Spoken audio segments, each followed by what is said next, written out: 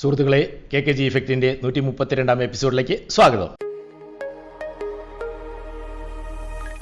10 വയസ്സുള്ള ഒരു ബാലൻ. അവന് എല്ലാം അറിയാൻ ഒരു പ്രത്യേക ത്വരയായിരുന്നു.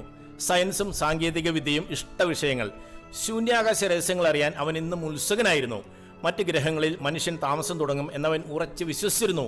ഇവന് വട്ടാണ്, പിച്ചിമ്പയും പറയുന്നു എന്നൊക്കെ മറ്റുള്ളവർ പറഞ്ഞെങ്കിലും അതൊന്നും ഈ പയ്യനെ നിരുത്സാഹപ്പെടുത്തിയില്ല. 18-ാമത്തെ വയസ്സിൽ ഒഴിഞ്ഞ കൈകളും മനസ്സ് നിറയെ സ്വപ്നങ്ങളുമായി സൗത്ത് ആഫ്രിക്കയിൽ നിന്നും അവൻ അമേരിക്കയിലെത്തി. ആ കുട്ടിക്ക് പിന്നെ തിരിഞ്ഞു നോക്കേണ്ടി വന്നിട്ടില്ല. ഇപ്പോഴും സ്വപ്നങ്ങളുടെ പിറകെ നടക്കുന്ന സാക്ഷാൽ ഇലോൺ മസ്ക് ആയിരുന്നു ഈ ബാലൻ. ഇലോൺ മസ്കിന്റെ ജൈത്രയാത്ര തുടങ്ങുന്നത് SIP2 എന്ന സോഫ്റ്റ്വെയർ കമ്പനി തുടങ്ങിക്കൊണ്ടാണ്. അവിടെ നിന്നും പേപ്പാൽ എന്ന കമ്പനിയുടെ സഹസ്ഥാപകനാകുന്നു. വൻ വിജയമായി തീർന്ന പേപ്പാൽ വിറ്റ് കിട്ടിയ പണം കൊണ്ട് ഇലോൺ മസ്ക് തന്റെ സ്വപ്ന പദ്ധതിയായ SpaceX തുടങ്ങി. പല തിരിച്ചടികൾ ഉണ്ടായെങ്കിലും 2008 വിജയകരമായ വിക്ഷേപണം നടത്താൻ SpaceXന് കഴിഞ്ഞു. തന്റെ ശൂന്യാകാശ പര്യവേഷണത്തിന് ഇലോൺ മസ്ക് അതോടെ തുടക്കം കുറിച്ചു. ഇതിനിടെ ആഡംബര ഇലക്ട്രിക് കാർ കമ്പനിയായ ടെസ്ല ഇലോൺ മസ്ക് വാങ്ങുന്നു. ഇലക്ട്രിക് കാറുകൾ ജനകീയമാക്കുന്നത് തടയാനുള്ള പെട്രോളിയം ലോബി ഇലോൺ മസ്കിന്റെ മുന്നിൽ മുട്ടുമടക്കി. സൗരോർജ്ജ കമ്പനിയായ സോളാർ സിറ്റിയും അദ്ദേഹം സ്വന്തമാക്കി.